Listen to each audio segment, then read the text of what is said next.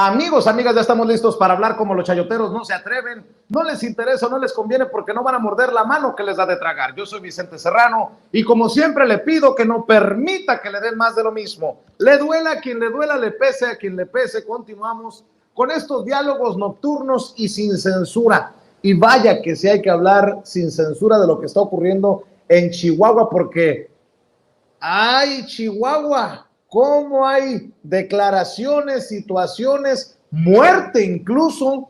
Y bueno, pues para hablar de esta y otras cosas, le agradezco mucho al señor exgobernador, todavía librero.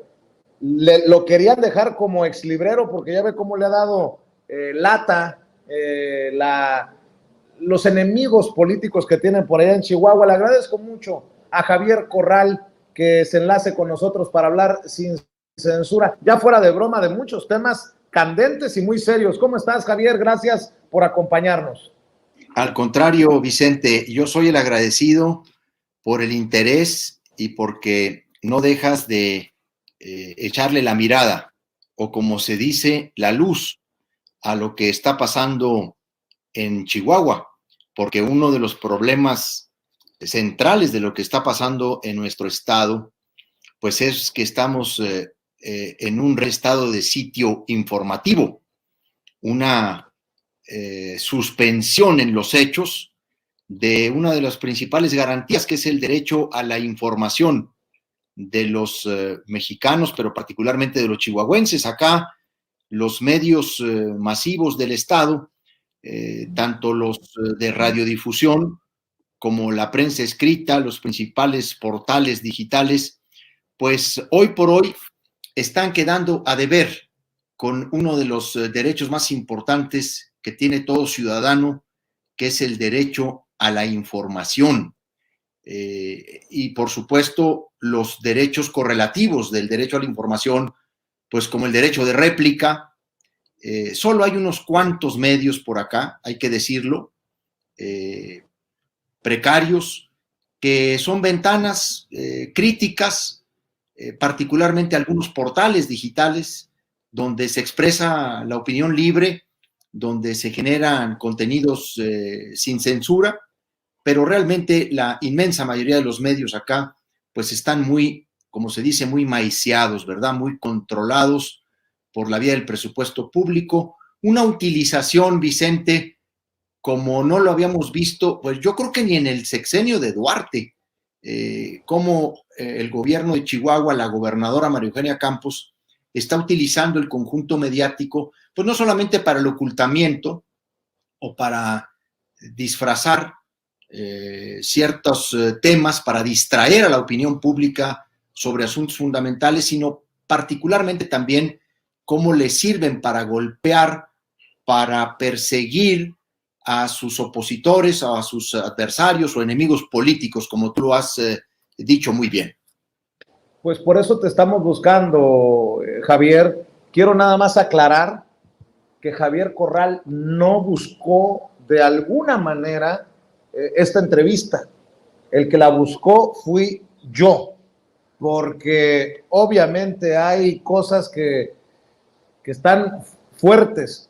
Y yo nada más hago esa aclaración porque en esta dinámica de te pago para que me entrevistes, te pago para que no me golpees, que está precisamente exhibiendo y denunciando Javier Corral, pues que quede claro nuevamente, por si acaso le queda a alguien dudas, que no somos iguales y que en Sin Censura buscamos la verdad con los protagonistas.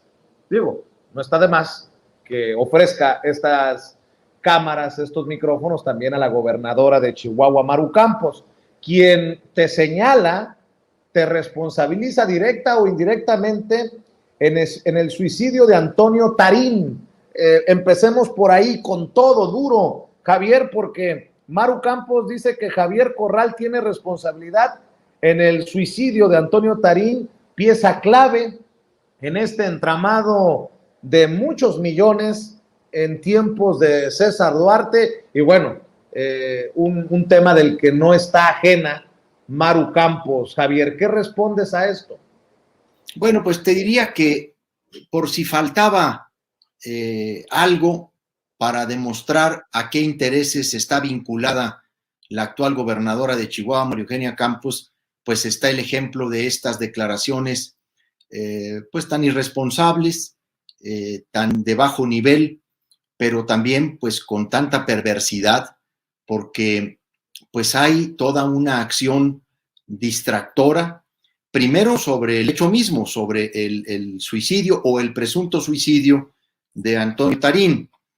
Yo digo que después de estas declaraciones de la gobernadora, pues queda claro que uno de los compromisos de los que no puede eludirse, no puede soslayarse, pues es el de tratar de lavarle la cara a la corrupción duartista, porque está pues intrínsecamente vinculada a ella.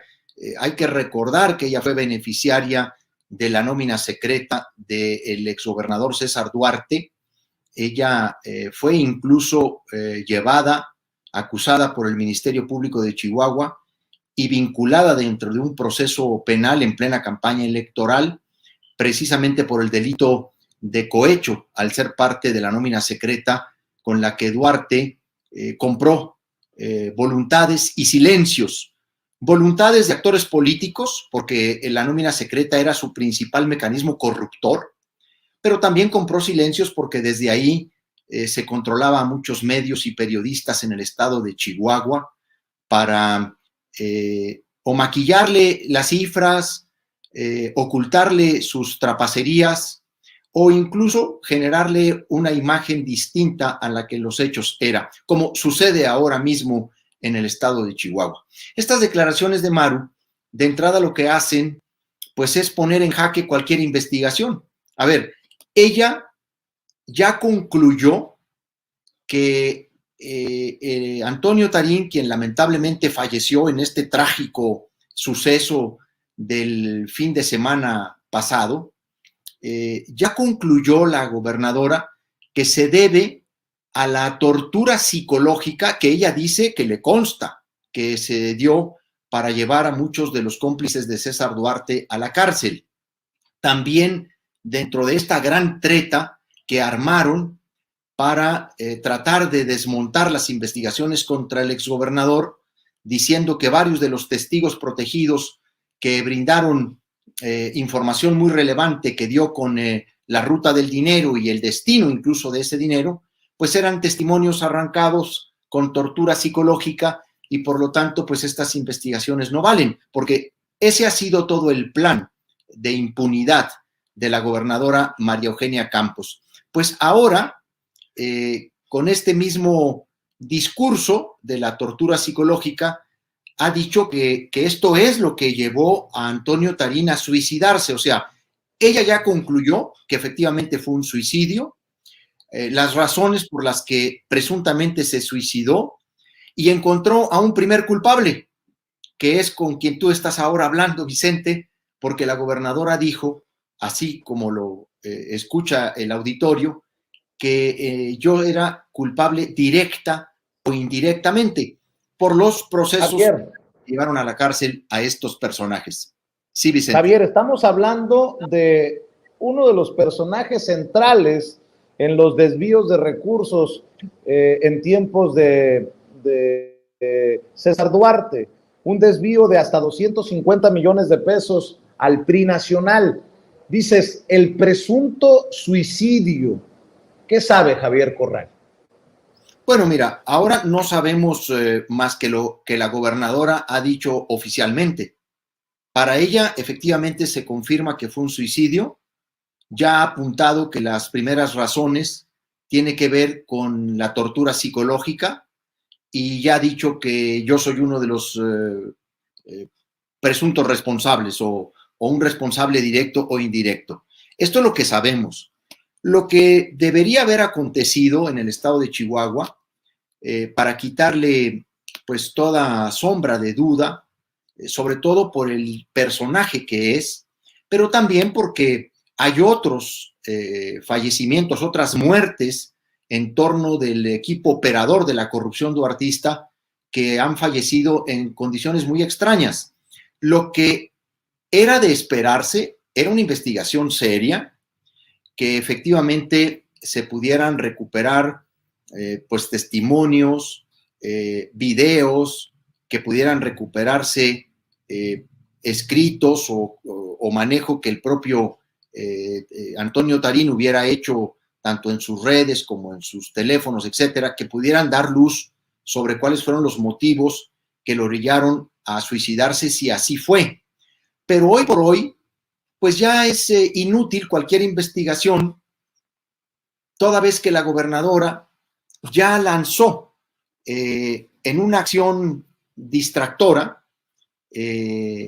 más que de continuar el linchamiento mediático en mi contra, pues fue un elemento distractor, porque ella ya sale a concluir y a decir sí fue un suicidio. La información que yo tengo es la que tú conoces por los medios.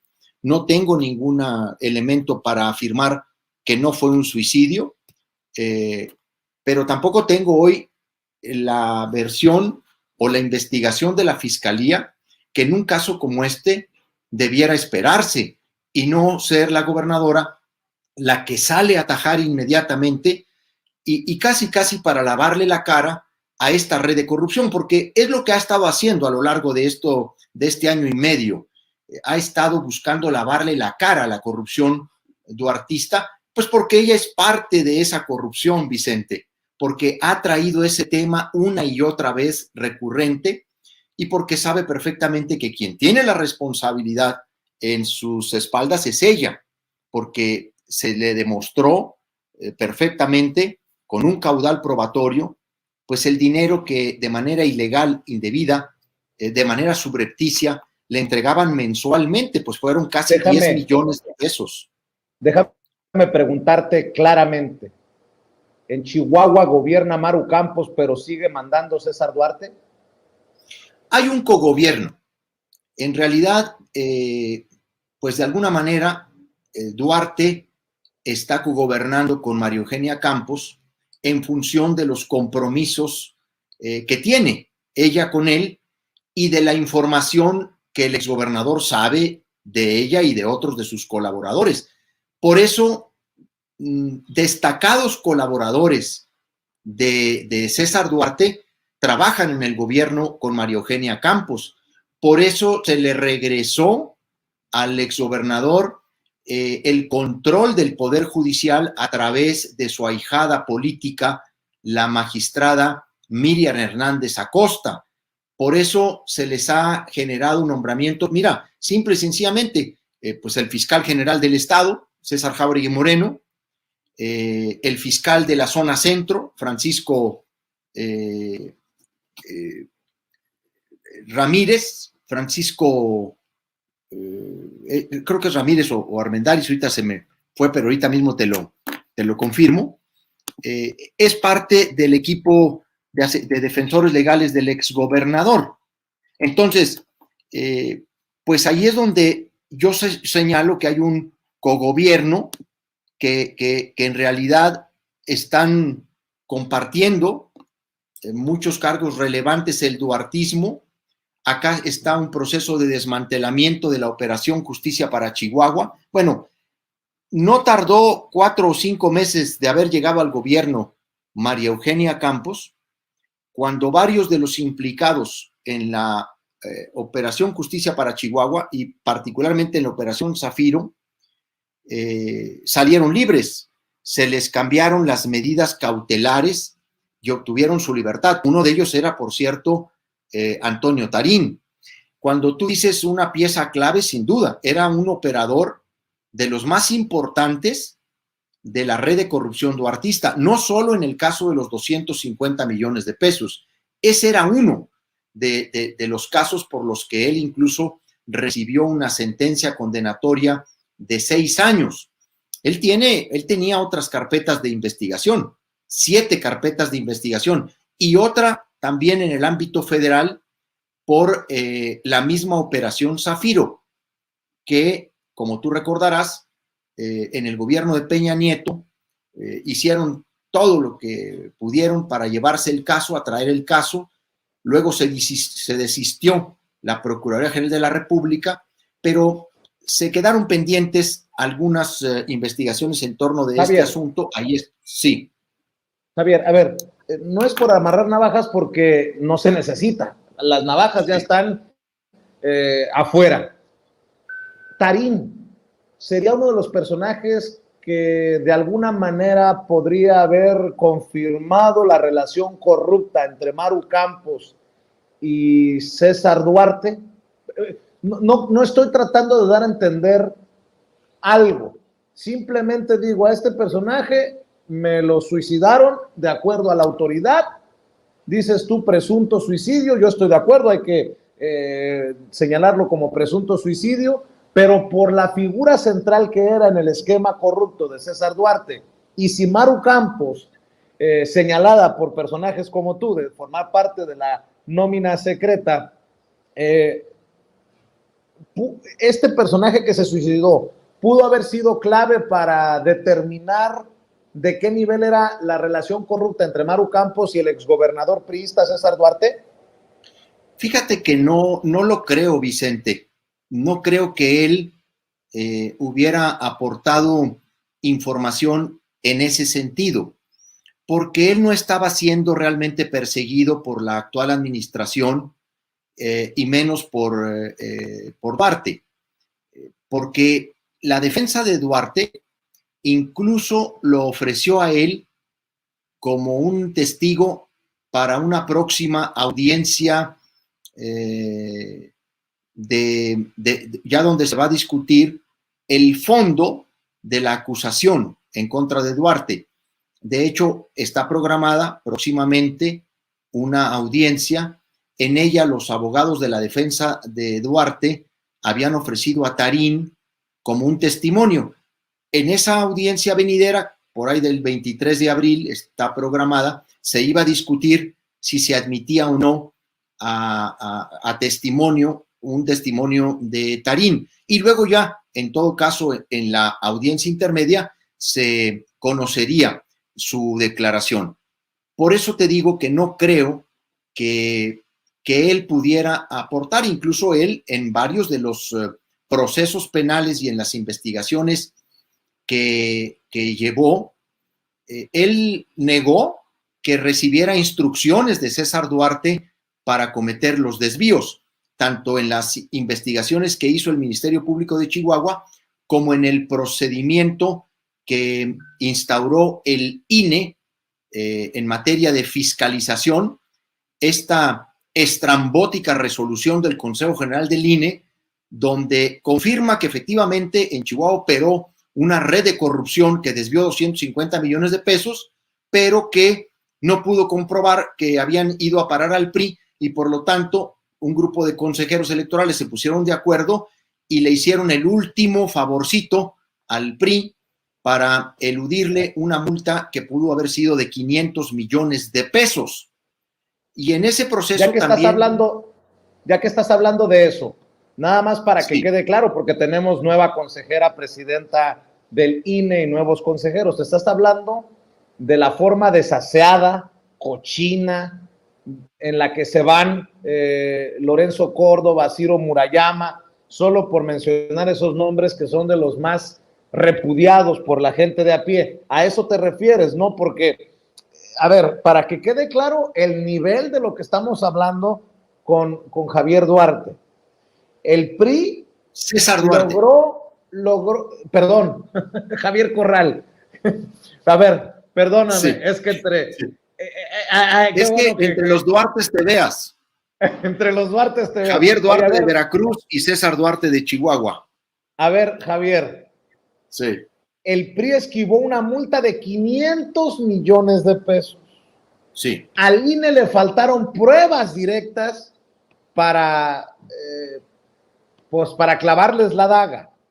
Pero el INE sí demostró un desvío de 250 millones en tiempos de César Duarte en Operación Zafiro.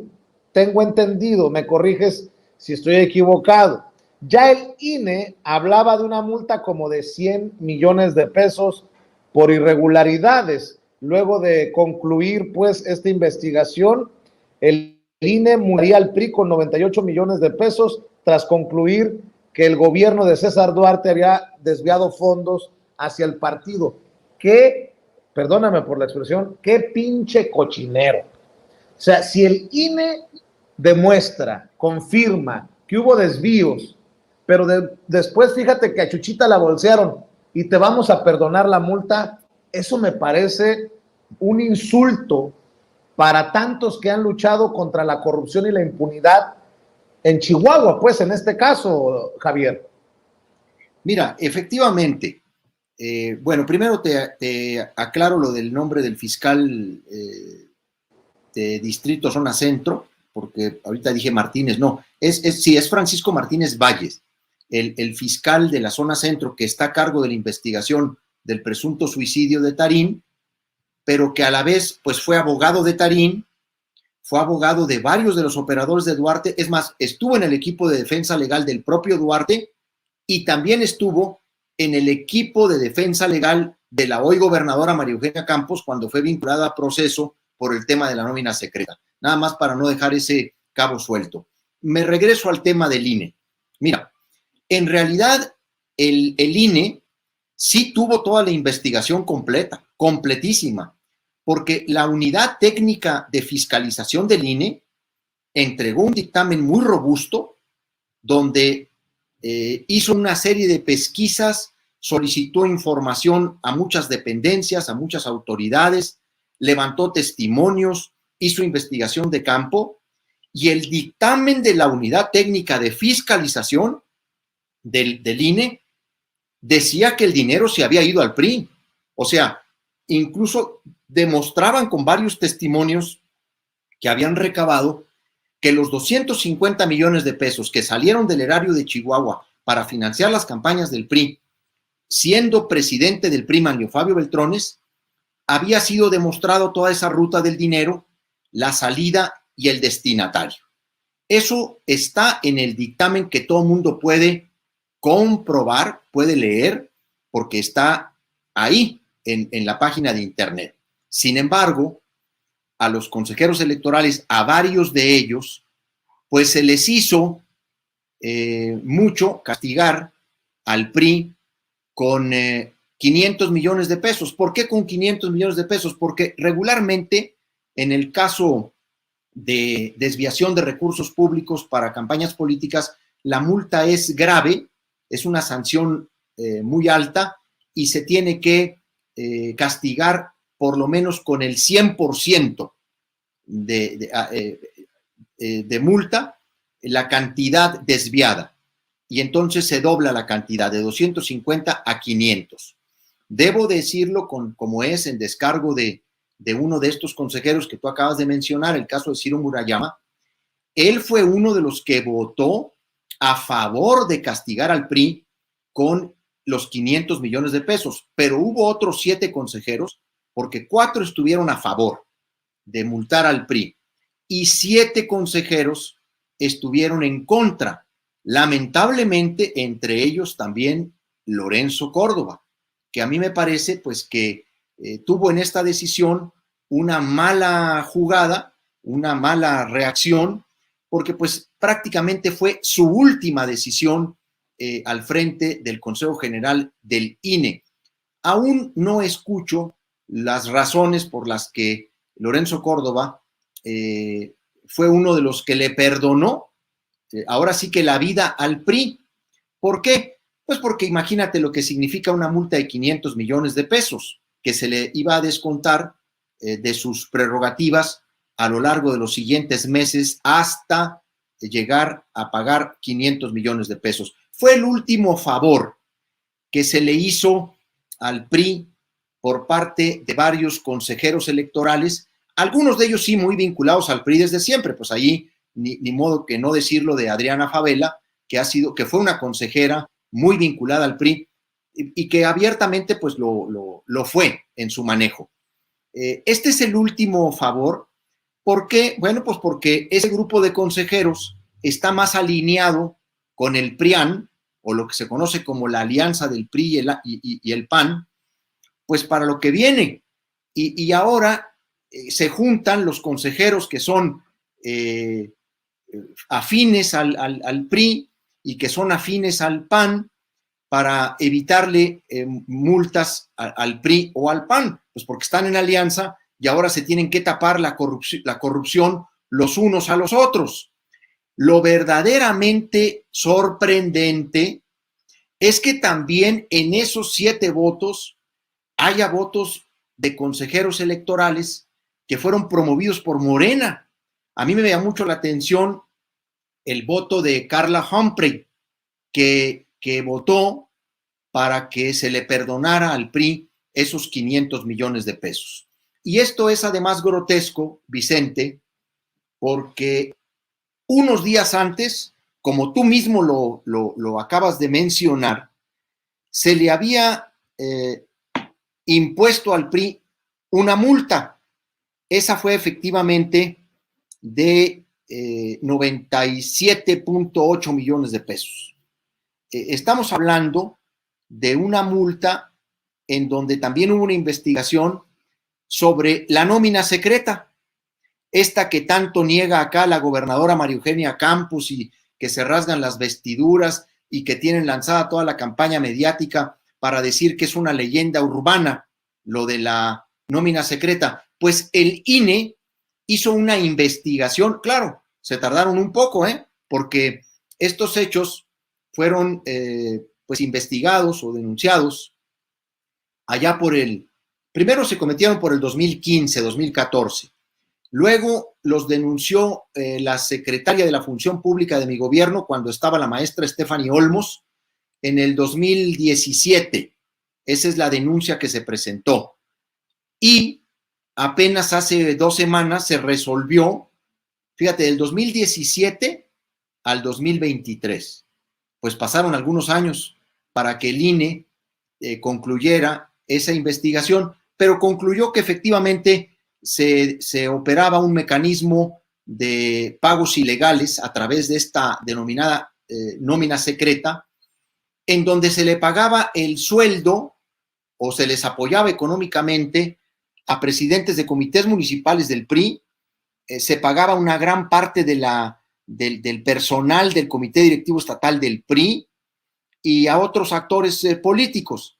Y entonces se confirmó que de ahí salían recursos para líderes y funcionarios priistas. Y ahí sí hubo prácticamente unanimidad, solamente un voto en abstención, pero hubo 10 consejeros que dijeron efectivamente se operaba un mecanismo de nómina secreta, pagos indebidos, desviación de recursos públicos para actores funcionarios del PRI. Pero lo que ya se les hizo mucho, o ya no les dio el valor no les dio para tanto, ¿verdad? Fue la multa de los 500 millones de pesos, donde se confirma la operación Zafiro, pero ahora por otra vía, que no es la del Ministerio Público, sino de la Unidad Técnica de Fiscalización del INE. Y la verdad, es una decisión que ha sido muy cuestionada, es una vergüenza que así hayan resuelto, que después de tener todos los elementos de su propio órgano técnico, hayan resuelto no sancionar.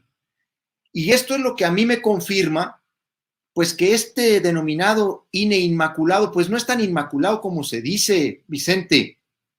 Es un INE que todavía tiene muchas deficiencias, que tiene muchas insuficiencias, muchas debilidades, y que tiene un actuar sesgado, pues también en función de los intereses político-partidistas que son tocados en su momento. Yo creo, por supuesto, también que el INE es una gran institución, por supuesto que en nada estoy de acuerdo con lo que se busca debilitarlo, pero no es este INE inmaculado que se nos quiere hacer ver, que se nos quiere presentar, ¿no? Que siempre es muy riguroso, muy vertical, muy honesto, pues no lo es tanto. Exgobernador. Sí. Exgobernador, ¿el INE de Lorenzo Córdoba también era corrupto? Digo, si estás dando esta lista de situaciones, ¿esto raya en la corrupción? Te lo pregunto por esto, porque que no se nos olvide que ya lo había exhibido Laida Sansores en el martes del Jaguar con esto de Alito Moreno. en el que se descubrían relaciones cercanas y casi, si me permiten la expresión, incestuosas entre Alito Moreno, presidente del PRI, y Lorenzo Córdoba, consejero presidente del INE. ¿También había corrupción en ese INE de Lorenzo Córdoba? Yo no sé, Vicente, si realmente estas decisiones responden a un esquema corruptor. Yo no lo creo. Yo creo que lo que hay ahí es un INE que actúa de manera parcial cuando están presentes intereses que quiere proteger o encubrir, y que lo hace fundamentalmente por el ambiente de confrontación y de polarización que se generó entre el INE y el gobierno de la República, concretamente no solo Morena, sino el propio gobierno del presidente López Obrador.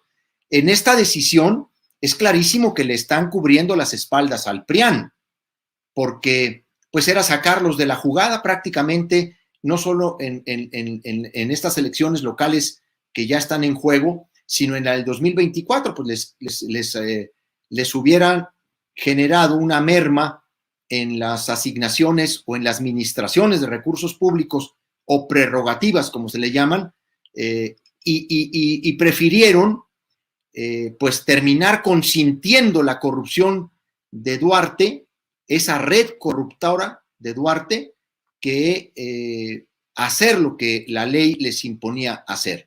Y por eso digo que es muy lamentable, que es una decisión pues en desdoro de la defensa que la ciudadanía ha realizado del Instituto Nacional Electoral.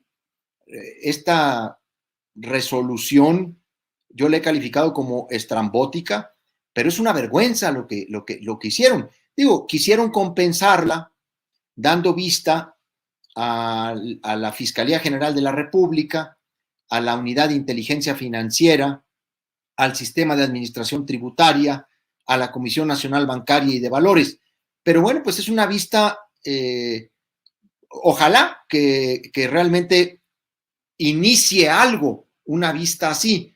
Pero estas instituciones ya tienen conocimiento de la Operación Zafiro. A ver, la propia Fiscalía General de la República, en el área especializada de combate a los delitos electorales, tiene la parte más importante de la Operación Zafiro, los 250 millones de pesos del caso de Chihuahua, porque además, pues tú lo sabes, fuimos el único estado que la documentó, Vicente. O sea, la Operación Zafiro, que se documentó en un libro ampliamente, el caso Viuda Negra, el libro que escribió Manu Ureste, Cédric Raciel y Arturo Ángel, que documenta la corrupción en el peñismo y que centralmente aborda las investigaciones que el Ministerio Público de Chihuahua durante nuestro gobierno realizó. Ahí está documentado, pues que no solamente se dio en el caso de Chihuahua, sino que fue un desvío multimillonario que se generó en varias entidades federativas, pero donde solamente se documentó, se persiguió y se castigó, pues fue en el estado de Chihuahua durante nuestra administración. Oye, Javier, estaba pensando en César Duarte, ¿no? ¿Cuántas veces nos la han aplicado a los mexicanos? Disculpe usted, fíjese, el caso Raúl Salinas de Gortari, por ejemplo, disculpe usted, aquí está su dinerito, a pesar de que había hasta documentos apócrifos. Luego el caso de Bester Gordillo, ay, váyase a su apartamento a Polanco, nos la pintaban de que estaba a punto de morirse la señora y hasta terminó casándose otra vez. César Duarte quiere aplicarnos la misma, ¿no? De que, por favor, estoy enfermito, mándenme a la casa. Es que esa estrategia nos quieren seguir viendo la cara. Claro, o sea, pero además, pues porque se sabe protegido. Pero no solo eso, también él está ejerciendo una gran presión sobre la actual gobernadora María Eugenia Campos. Yo lo he dicho y con absoluta franqueza y transparencia lo digo públicamente como lo he señalado en privado, pues a ella misma le convendría que todo el asunto de Duarte lo atrajera a la federación, porque él está ejerciendo una presión sobre las autoridades de Chihuahua, obviamente, pues como sabe muchas cosas de ella y de ellos, pues él los financió durante mucho tiempo, no solo en la nómina secreta, en otras cosas, en campañas mismas. Entonces, está urdiendo una serie de estrategias. La última fue decir que le había dado un infarto. Salieron algunos de sus abogados a mostrar un examen médico, porque pues, hay médicos que se prestan también a este tipo de maniobras, para decir que había tenido un infarto. Sin embargo, ante un hecho como ese, en el que yo creo que más bien fue una iniciativa que él no comentó, consultó con la gobernadora, pues la Secretaría de Seguridad Pública y la Fiscalía de Ejecución de Penas salieron a decir que eso no era cierto, que no había sufrido ningún infarto. Eso lo hicieron porque habían pedido una audiencia con una jueza de control para pedir el cambio de la medida cautelar. Esta audiencia sucedió, por cierto, el lunes pasado, Vicente, y no hubo cambio de medida cautelar, simplemente se confirmó la prisión preventiva justificada que tiene y la estrategia del infarto fracasó. Pero no descartamos, por todo lo que estamos viendo, pues que el plan final sea que efectivamente pronto veamos a César Duarte fuera, en libertad, si la Fiscalía General de la República no atrae todas las investigaciones, porque la Fiscalía General de la República tiene sus propias carpetas de investigación sobre el caso de Duarte en los delitos que corresponden a operaciones con recursos de procedencia ilícita, lavado de dinero, asociación delictuosa. Y con los puros asuntos de la Federación bastaría para ejercer la facultad de atracción.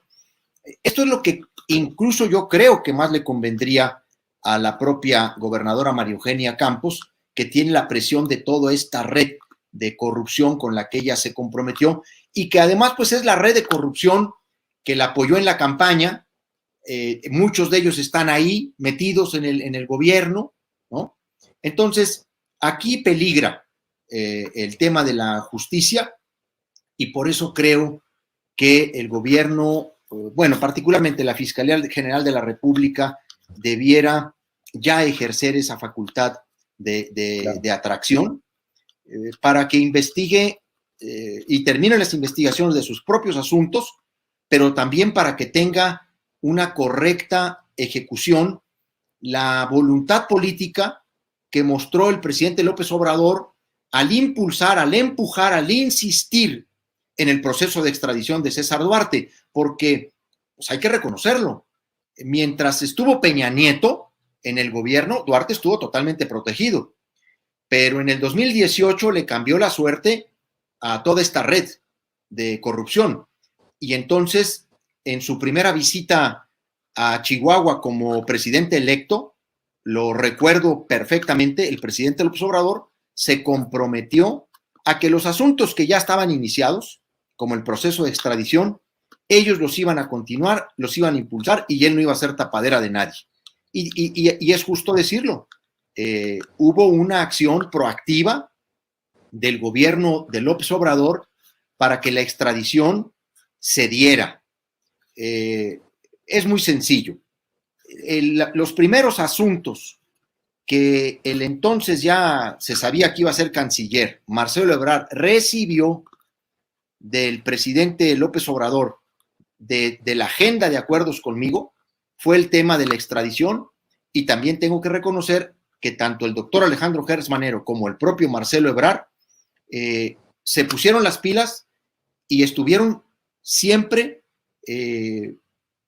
atentos, dispuestos a no solamente a que se diera la extradición, a reponer el proceso de solicitud de extradición, pues que obviamente en el gobierno de Peña se había manoseado, se había mal interpuesto, y entonces se tuvo que prácticamente de cero volver a presentar los asuntos de Duarte y finalmente por una de las causas, la causa que aborda alrededor de 100 millones de pesos de desvíos a su enriquecimiento personal, fue la orden de aprehensión que logró esta extradición.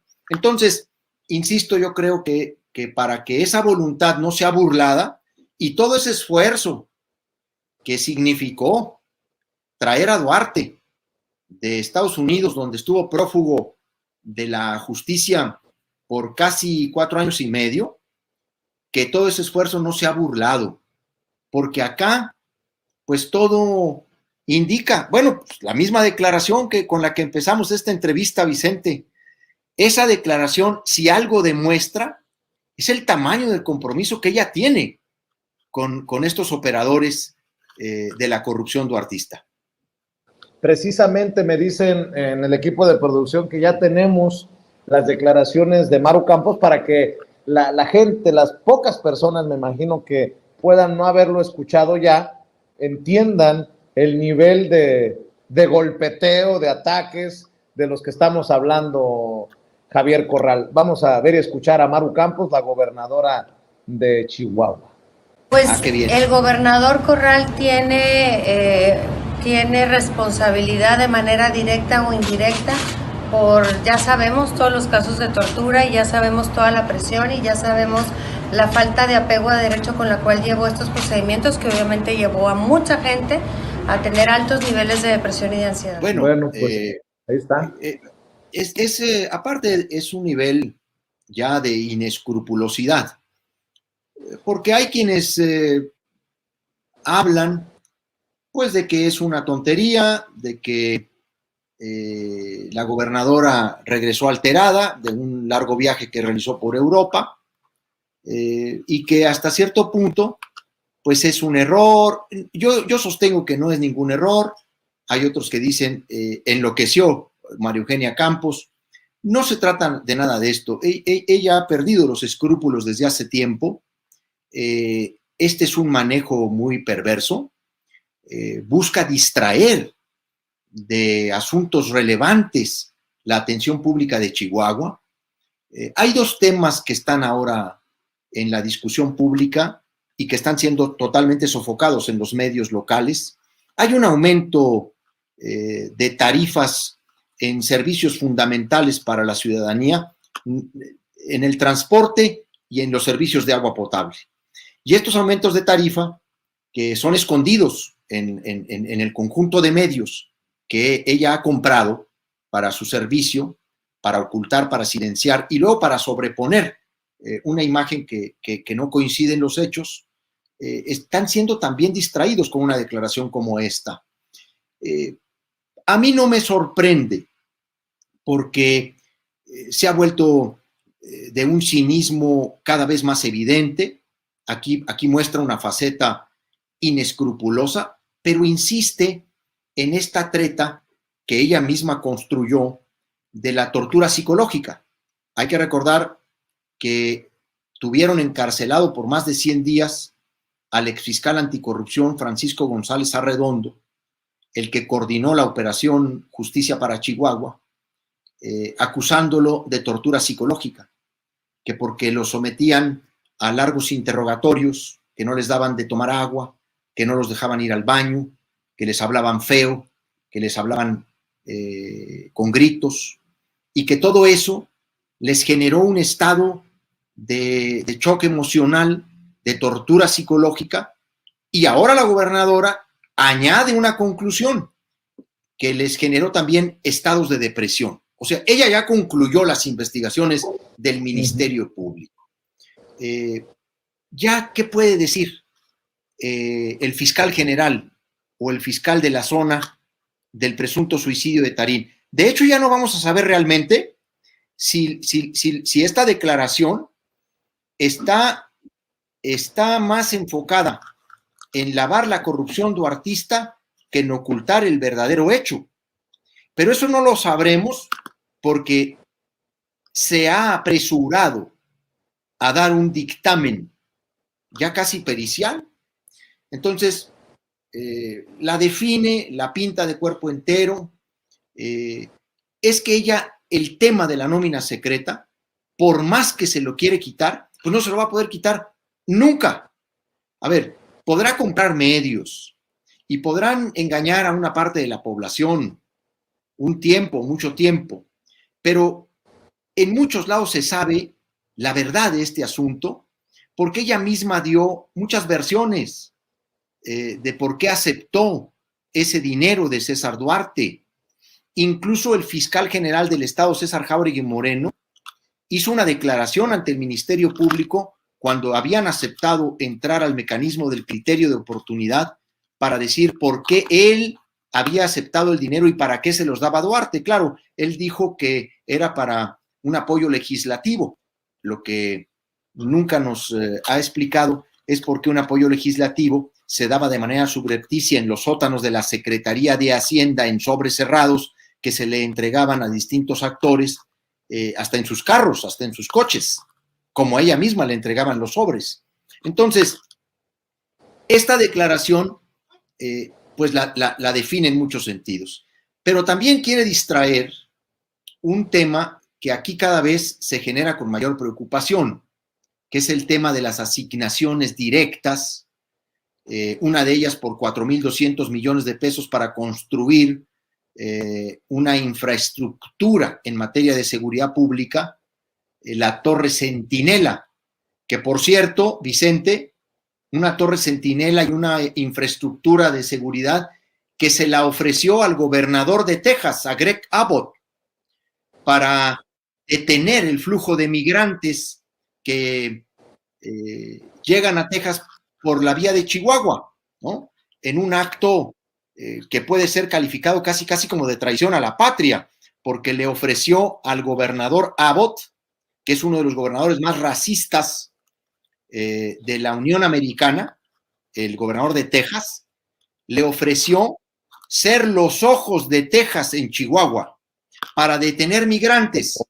Y como ahorita todo el tema de migrantes está en una ruta de responsabilizar solo al gobierno federal, al presidente de la República, de lo que sucedió lamentablemente, trágicamente en Ciudad Juárez, entonces están ahorita tratando de esconder este memorándum que ella convino con el gobernador de Texas el año pasado, en abril del año pasado, en donde ofrece la colaboración del gobierno de Chihuahua para detener el flujo migratorio, incluso con estas herramientas tecnológicas. Ustedes pueden consultar ese documento. Es un memorándum de intención suscrito por la gobernadora María Eugenia Campos, claro, y por el gobernador Greg Abbott. Claro, acá esto se ha tratado de ocultar, pero ese es otro de los asuntos que le quieren echar tierrita con declaraciones como esta. El otro, al que le quieren echar tierra, y lo tienen bien controlado ahorita en los medios, es la reforma que acaban de hacer a la Constitución para que la gobernadora pueda viajar hasta por 21 días al extranjero sin pedirle permiso al Congreso del Estado. Pero no solo eso, lo más grave, clasificar como información reservada los viajes que haga la gobernadora, la información sobre la flota aérea, acompañantes, motivos de viaje. Esto es muy delicado, entre otras cosas, porque, pues durante 1 año y medio se la ha pasado viajando. No ha hecho otra cosa. Por todo lo que estás diciendo, Javier, ¿qué futuro le ves al PRI, al PAN o al PRIAN, REDE, rumbo a los procesos que se vienen? Te lo pregunto por esto. Fíjate nada más cómo está el PRI. Alito Moreno, exhibido, entre otras cosas, por decir que a los periodistas no hay que matarlos a balazos, sino matarlos de hambre. Alito Moreno, el misógino, el machito. Alito Moreno, apuñaló a Osorio Chong, que no es obviamente santo de mi devoción, y ¿cómo dice? Peléense las comadres, conózcanse las verdades, algo así decía mi nana, que en paz descanse. Ese PRI de Javier Duarte, de César Duarte, de Roberto Borge, de Eugenio Hernández, de Roberto Sandoval, de Tomás Yarrington, puta madre, y todos los que se me olvidaron en la lista, exgobernadores en el bote, y el PAN de García Luna, y con eso lo digo todo. ¿Qué futuro? ¿O ante qué estamos? ¿Qué se nos viene? Porque fíjate que eres cabrón, Javier, perdóname por decírtelo de esta manera, exgobernador. Ya me hiciste hasta dudar de que se haya tratado de un simple suicidio esto de Tarín, porque hay muchos intereses muy perversos, muy oscuros, con mucho respeto para la víctima, para sus familiares, y espero que nadie se vaya a ofender por lo que acabo de decir, pero es que si a alguien le conviene y está insistiendo de que fue un suicidio, ya hay que desconfiar de entrada. Javier. Bueno, mira, es que realmente, esto? Pues yo creo que quien ha sembrado la duda, sinceramente te lo digo, pues no soy yo.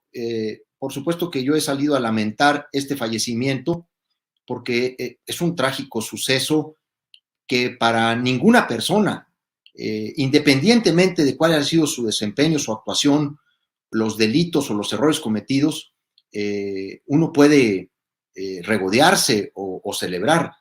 Jamás yo lamentaré que cualquier persona muera en una condición como esta, o en un accidente, etcétera. Sin embargo, quien ha generado ya pues una enorme duda, una enorme sombra, pues es la propia gobernadora del estado, en una irresponsabilidad política absoluta. Primero porque deja muy mal parado al Ministerio Público. O sea, si 72 horas después de que una persona se suicida, se lanza de un puente, la gobernadora sale a decir que lo hizo fruto de la tortura psicológica de la que fue objeto, lo que le generó depresión, pero que además ya tiene un primer culpable, pues todo lo que venga después estará seriamente cuestionado. O sea, aquí hay una declaración absolutamente perversa bajo todos los puntos de vista que la quieras ver. No solamente porque trata o insiste en estarme golpeando, en estarme descalificando, en estarme calumniando, como lo ha hecho en todo este año y medio, sino porque se apresura a confirmar el suicidio y da las razones del suicidio. Pues la gobernadora debiera de compartir toda la información que tiene y por qué dice que fue fruto de la tortura psicológica y de la depresión. A ver, no soy yo, mi querido Vicente, el que te ha colocado esta duda, es ella misma la que lo ha hecho. Pero regresando a este cuestionamiento tan importante tuyo, ¿qué depara al PRIAN? ¿Qué depara en las elecciones del 2024? Pues yo digo que esa es la gran tragedia, Vicente, porque la oposición y particularmente este frente del PAN, PRI, PRD, ¿sí? El PRIANR, como tú dices, ¿no? Está derrotado moralmente, pues lo dijo López Obrador hace 3 años o un poco más. Yo estaba ahí, a mí también me cayó como bomba cuando López Obrador dijo eso, pues duele un pronunciamiento así, cuando dijo López Obrador, la oposición está moralmente derrotada. Duele, pero es la mera verdad. Pues es que no han hecho otra cosa más que confirmar que el único pegamento que los une es la corrupción. ¿Cuál es la alternativa por la que quieren regresar? En serio, ¿quieren poner como ejemplo de lo que van a hacer si regresan al gobierno de Chihuahua de María Eugenia Campos? Acá les dan clases de todo lo peor. Cualquier cosa que quisieran criticarle hoy por hoy a López Obrador, por ejemplo, aquí les dan 20 y las malas. ¿Por qué? Porque en el área que quieras, en el manejo del poder legislativo, la absoluta sumisión del Congreso local a la gobernadora, la sujeción del Poder Judicial, el control de las universidades, otra vez la compra de los medios de comunicación, otra vez las licitaciones a modo o las asignaciones directas multimillonarias para los grandes negocios particulares, otra vez el ocultamiento de información relevante mediante reformas legales. Acaban de reformar la ley de adquisiciones para poder hacer compras a modo en áreas que no se justifican. A ver, de lo que se quejen en México o en el país del gobierno de López Obrador, que primero se asomen a Chihuahua para que vean el mal ejemplo que está dando un gobierno del PRIAN, porque aquí ella llegó con el voto del PAN, del PRI y del PRD. Hay que recordar que esta alianza que ahora ofrece regresar en el 2024, aquí tiene en Chihuahua su experimento, pero es uno de los peores experimentos. O sea, cualquiera de las cosas que le puedan criticar al presidente de la República, acá les dan clases. En Chihuahua me refiero. Por eso creo que no tiene ningún futuro, porque además no han podido articular una sola idea de para qué quieren regresar al gobierno. ¿Estás pronosticando la victoria de Morena en el 2024?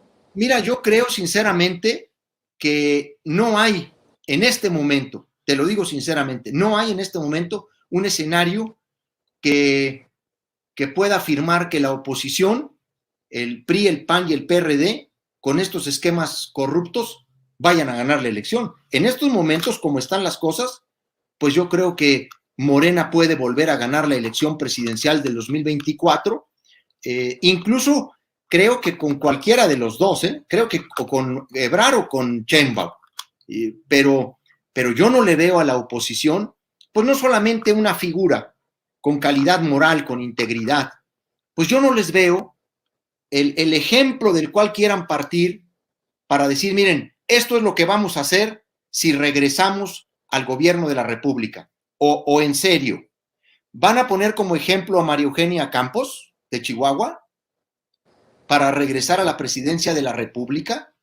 Pues vergüenza les debería de dar lo que está pasando acá, la justicia a modo, la manera de encarcelar a quienes persiguieron la corrupción. Si en un estado se ha criminalizado el combate a la corrupción, es en el estado de Chihuahua. Y eso les quita toda calidad moral para hablar de combate a la corrupción a esta alianza de partidos que se han convertido en defensores de la corrupción. Mencionaste a Ebrard, a Claudia Sheinbaum, no mencionaste a Dan Augusto o a tu amigo Gerardo Fernández Noroña. Bueno, yo respeto a todos los que son aspirantes, por supuesto confirmo que es mi amigo Gerardo Fernández Noroña, claro que es mi amigo, le tengo un afecto especial, un reconocimiento. Hemos tenido en otras ocasiones momentos álgidos de debate, de discusión, porque pues somos los dos polémicos y nos gusta el debate político, pero lo hacemos con altura, así que confirmo que es mi cuate. Y por cierto, le mando un saludo desde acá. Sé que está encabezando el comité editorial de la Cámara de Diputados, que está haciendo un gran papel. He recibido recientemente una invitación de este comité de asuntos editoriales para participar en un ciclo de conferencias con motivo de los 100 años de Francisco Villa, el centenario luctuoso de Francisco Villa. En fin, mira, hablé de Sheinbaum y hablé de Ebrard, pues como las dos posibilidades más cercanas que yo veo. Entiendo que también está ahí Adán Augusto López como un tercer aspirante o precandidato, porque pues no sé qué calidad realmente tengan. Yo creo que ya son precandidatos, porque pues los tres traen ya publicidad por todo el país, como si ya estuvieran en campaña. Es otro dato también. Javier, no dejes sacar, sí. No permitas que salga ese panista ahí. Como el demócrata que tenemos que ser todos. Tenemos que ser demócratas y tenemos que pedir a todos que se conduzcan con respeto a la ley, a los procesos. Esta exigencia de no alterar las reglas electorales no está en la condición de ser panista, priista o perredista, tiene que estar en una condición ciudadana para que incluso los triunfos que ellos mismos puedan obtener, pues no tengan o carezcan de la legitimidad, de la autenticidad. Yo creo que cuando alguien se salta las trancas y empieza a hacer violaciones legales en materia electoral, lo que arriesga, pues no solamente eso, el triunfo, puede arriesgar la legitimidad o la autenticidad de un eventual triunfo. Por eso yo hablo de la propaganda que ya por todos lados está, incluso con mecanismos de mucha simulación. Oye, en carteleras, las revistas que ni siquiera conoce uno, como si fueran realmente revistas de larga data, ¿no? Anunciando las candidaturas. Pero bueno, yo no puedo dejar de decir lo que pienso, así como tú, que también dices exactamente lo que piensas, porque además estoy aquí en Sin Censura. Eso. Y estamos haciendo honor. Estamos haciendo honor a Sin Censura. ¿Estás de acuerdo? Bueno. Oye, Javier, estoy de acuerdo. Dos cosas para cerrar Dime. este diálogo. A ver, hoy se da a conocer la carta póstuma de Raúl Padilla, el hombre detrás de del festival, de la Feria Internacional del Libro de Guadalajara, el señor, como le decían, de la Universidad de Guadalajara, y quien fue uno de tus padrinos al inaugurar la librería que mantienes allá en Chihuahua. ¿Ya te enteraste lo que dice la carta? Entre otras cosas, que sufría de Alzheimer, se despide y se disculpa con sus seres queridos, amigos y universitarios por tomar esta decisión en una coyuntura difícil. Se decía considerado enemigo por las máximas autoridades federales y estatales. Tengo Alzheimer, sirvo más yéndome. ¿Qué piensas de esto? ¿Era tu amigo? Era mi amigo, y quiero decirte que no lo negué ni entonces ni ahora. Raúl Padilla fue un personaje central de la vida cultural de México, el gran artífice, impulsor, promotor, creador de la Feria Internacional del Libro de Guadalajara, la segunda feria del libro más importante del mundo, después de Frankfurt, y en competencia directa con la Feria del Libro de Londres, pero de la que ya la FIL se colocó hace buen tiempo distante y ha obtenido el segundo lugar. Pero también fue un gran promotor cultural cuando decidió gestionar y crear el Festival de Cine de Guadalajara. La obra de Raúl Padilla es cultural, pero también es educativa, porque es el gran estratega de la creación de la red universitaria de la Universidad de Guadalajara, que llevó educación superior a las personas de menos recursos, a los niños y a los jóvenes más necesitados. Sí, indiscutiblemente el factor real de poder en la Universidad de Guadalajara. ¿Cómo?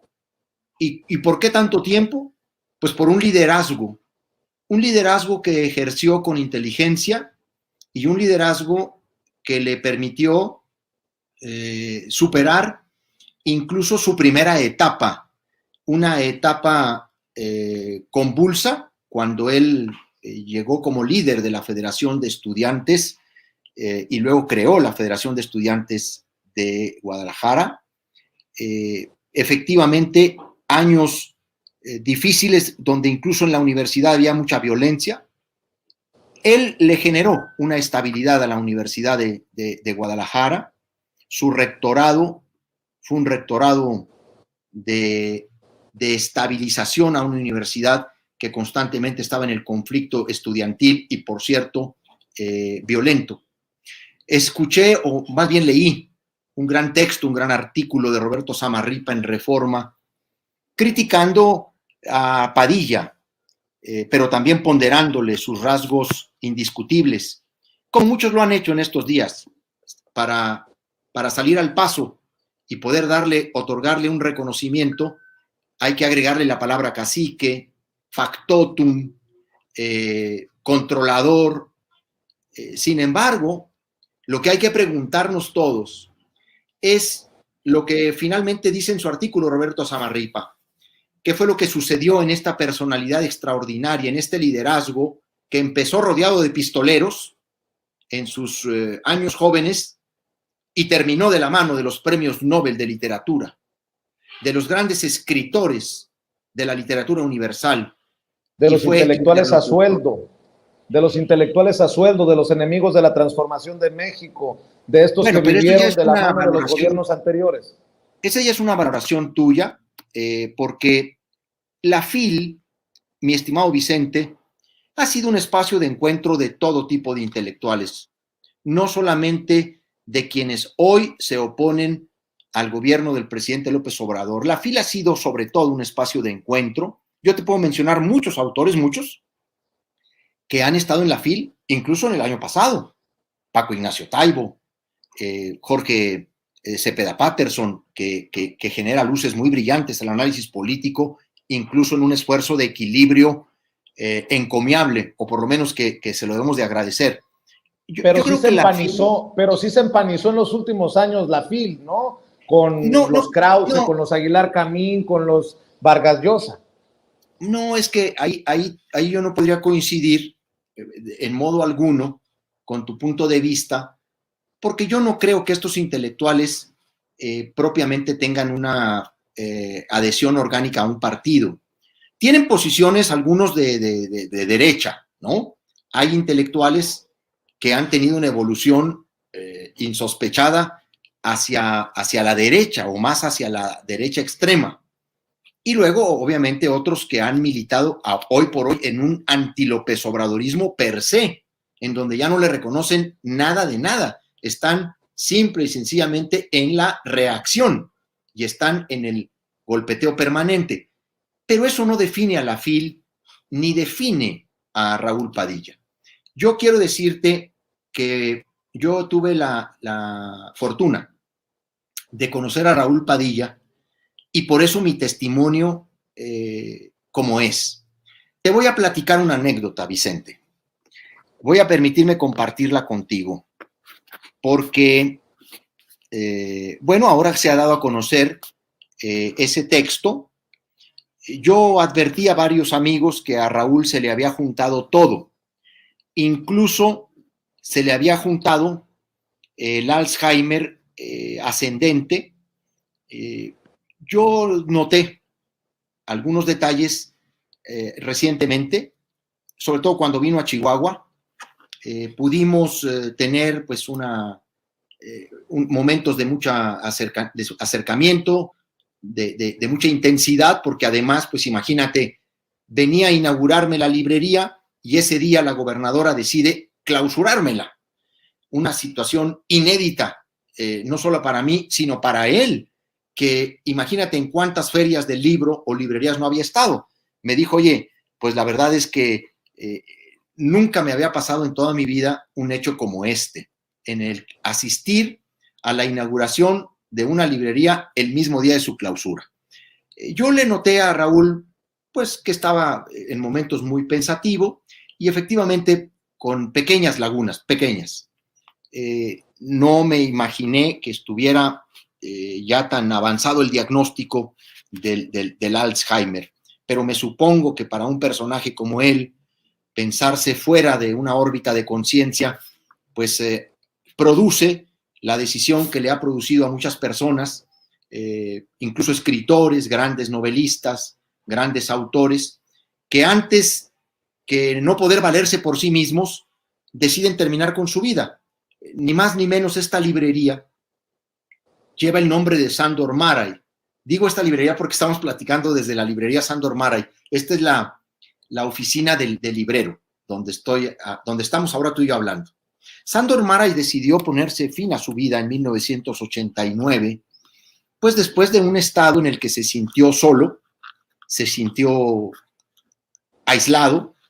Incluso hay un diario, un libro que se llama Los Últimos Años, el diario de Sándor Márai 1986-1989, donde él va haciendo una serie de anotaciones y ahí puedes detectar no solamente cuando incuba la idea del suicidio, aunque en Márai esa idea se incubó desde mucho tiempo atrás. En sus novelas, la figura suicida, el fenómeno suicida, está presente. Pero un día Maray escribe, me siento totalmente solo. Y luego el día final, antes de suicidarse, le escribe una carta a su editor, donde le dice que le manda el último texto, que teme ser ingresado, esto es al hospital, y que no va a detener esa decisión por sus titubeos. Había visto sufrir a su esposa, que murió en un hospital de San Diego, ya había muerto su hijastro antes, se le estaban agotando los recursos, sus ahorros, y bueno, hay personas que cuando saben que van a perder la conciencia o que están próximos a perder la conciencia, deciden ellos mismos terminar con su vida. Eso lo hizo Sándor Márai, eso lo han hecho otras personas, incluso personas con las que yo tuve una gran relación personal, no voy a mencionar ahora nombres, pero que incluso a mí se despidieron de mí antes de concluir su vida, porque yo creo que para un escritor, para un hombre de cultura o de letras, lo peor que le puede pasar es, por ejemplo, dejar de ver o perder la memoria, ¿no? Ya no acordarse, no recordar las cosas. Yo creo que esa es una muerte en vida. Y creo que a Raúl se le juntó muchas cosas, pero voy a la anécdota que te quiero compartir. Yo le insistí durante la pasada Feria Internacional del Libro de Guadalajara, noviembre y diciembre del año pasado, a Raúl, de que lo quería invitar a que me inaugurara la librería. Y Raúl me dijo, con mucho gusto, Javier, cuenta conmigo. Y entonces le dije, oye, vamos a programarla a principios de enero. Me dijo, oye, nada más dame oportunidad. Yo terminando la FIL siempre tomo una etapa vacacional para descansar, etcétera. Dame oportunidad de regresar del viaje y programamos. Cuando tengamos una fecha, la convenimos. Y entonces pasaba el tiempo y pasaba el tiempo. Y le dije yo a Raúl, le hablé a Raúl y le dije, oye, a ver, Raúl, ya ha pasado algunos días, no me confirmas la fecha, te voy a hacer una pregunta. ¿Me quieres inaugurar la librería o no me la quieres inaugurar? Y entonces me dijo, a ver, Javier, qué bueno que me la preguntas así, porque yo te tengo otra pregunta, me dijo. Y le dije, ¿cuál, Raúl? Me dijo, yo soy la persona, Javier, indicada para inaugurarte la librería. Y le dije, Chihuahua, ¿y por qué no?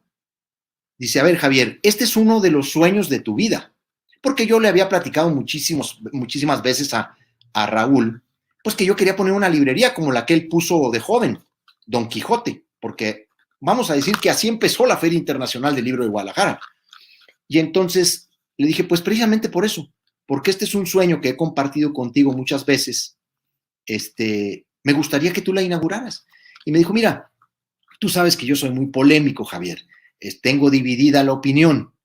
Y además me dijo, pues mira, no estoy bien con López Obrador, no estoy bien con Alfaro, más bien, pues los dos me han echado balazos, ¿no? Digo, no me utilizó esa palabra, pero, o sea, en el sentido de que ha tenido diferencias con ambos. Le dije, a ver, perdóname tantito, Raúl. Pues con mucho respeto para Alfaro y para López Obrador, y con mucho respeto para el 50% de la opinión que no está de acuerdo contigo, yo creo que tú eres la persona para inaugurarme la librería. Javier me dijo, estoy contigo el día que quieras. Y bueno, pues no hubo quien acá no me criticara, y también de ahí se agarraron la gobernadora y empezaron a decir que Raúl Padilla y que el cacique de la UDG y todo lo que se decía de Raúl Padilla. Yo solo tengo expresiones de afecto para él. Me ha podido mucho me ha podido. Yo no la podía creer. Después empecé a recapitular cosas que me había platicado. Pues se le juntó todo ese ambiente que traía ahí alrededor y algo en lo que creo. Estaba totalmente convencido de que debía dar paso a una nueva etapa de interlocución y de relación entre la universidad y el gobierno del estado y el gobierno federal. A mí en alguna ocasión me dijo, yo ya no puedo ser prudente, yo ya no puedo andar condescendiendo, a mí me han aventado de todo. Dijo, pero hay otros a los que les corresponde eso. Bueno, la universidad tiene lamentablemente en este hecho, no quiero decirlo así, una oportunidad, pero tiene un momento nuevo, sin desconocer ni dejar de reconocer la herencia, la aportación, el valor, la inteligencia, la visión, el sentido visionario de Raúl Padilla. Él tiene, la universidad y la propia FIL tienen que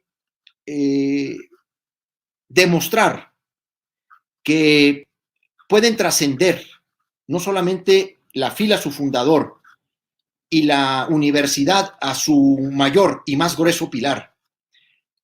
Deben honrar al hombre que les dio esa fortaleza, prescindiendo de él y demostrando que lo que él fundó y que lo que él empoderó trasciende a pesar de su ausencia, porque lo hizo muy bien. Y ese será el mejor reconocimiento para Raúl Padilla. Para cerrar nada más, ¿ya te dejaron trabajar con la librería allá en Chihuahua? Estoy ya trabajando bien. Afortunadamente mantenemos un gran afecto entre la gente. La gente quiere mucho a la librería, la ha tomado como un espacio propio. Es que se ha convertido en un centro cultural muy dinámico. Tenemos un programa cultural muy potente. Mira, mañana presentamos el libro de Viri Ríos, No es normal,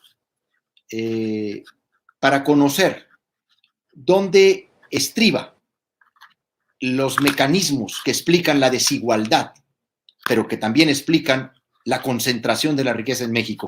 Es un evento que ahorita, por ejemplo, ya tiene cupo lleno. El sábado empezamos en el programa cultural una tarde de letras y compositores. Es una velada literaria musical encabezada por Susana Talamante, es una gran intérprete de Chihuahua, una mujer además culta en el tema musical, de autores, de compositores, de fechas, de canciones. El domingo vamos a presentar una editorial infantil chihuahuense, que tiene, por cierto, su sede en Santa Bárbara, de Aureliano García Haro, Ediciones Haro. Es una editorial infantil que tiene un gran trabajo, un gran esfuerzo, y lo vamos a presentar este domingo junto con un libro de una joven escritora chihuahuense, Lucero de Santiago, un cuentito muy bonito que se llama Un papá de trapo. Y luego, el próximo fin de semana, tenemos la presencia de Ricardo Rafael, con Hijo de la Guerra, y luego tenemos Ambulante todos los jueves, el cine documental Ambulante presenta. Vemos las películas documentales y luego hacemos un conversatorio, presentamos libros, vamos a tener la presencia de Alberto Ruy Sánchez en nuestra librería. En fin, estamos en un programa cultural muy potente y estoy muy contento con esto. Y créemelo que con todo y lo que hacen y dicen y toda esta campaña de linchamiento mediático que me tiene la gobernadora, créemelo que no me desconcentran de mi principal proyecto, que hoy por hoy es la librería, consolidar este proyecto cultural que además ha sido concebido como un regalo para Chihuahua, para la capital y para todo nuestro estado. Y por supuesto, pues muy contento de poder atender personalmente aquí a la gente, recomendarle libros, generar el debate, propiciar la reflexión, darle cauce al diálogo para que podamos elevar el nivel del análisis que requiere no solamente Chihuahua, sino todo México. Y como siempre, yo a ti te agradezco muchísimo que te preocupes por lo que pasa en Chihuahua y que me invites a tu programa y que lo hagamos con la libertad con la que lo hacemos, porque aquí cada quien da sus puntos de vista. Tú tienes los tuyos muy propios y yo te lo reconozco y te lo respeto, pero yo también tengo los míos. Yo también te respeto y te deseo éxito con la librería, aunque invites a basurita como Ricardo Rafael. Después te comentaré qué calumnias ha dicho y ha escrito sobre tu servidor y sobre Sin Censura. Algún día te visitaré. ¿Cuándo vienes? Javier Corral. ¿Cuándo vienes a Sandor Mara en librería? Pronto. Ojalá que sí. Aquí te vamos a recibir con mucho gusto, con mucho cariño y con mucho respeto a tu trabajo. Te agradezco. Javier Corral, exgobernador de Chihuahua, hoy librero allá en la capital, comprometido siempre con exponer sus puntos de vista. Qué bueno que lo hace en un espacio como el de nosotros, en el que cada quien lo que dice con la boca lo sostiene con, ya sabe, ¿para qué me hace hablar si lo que me hace falta nada más es que me piquen la cresta? Señoras y señores,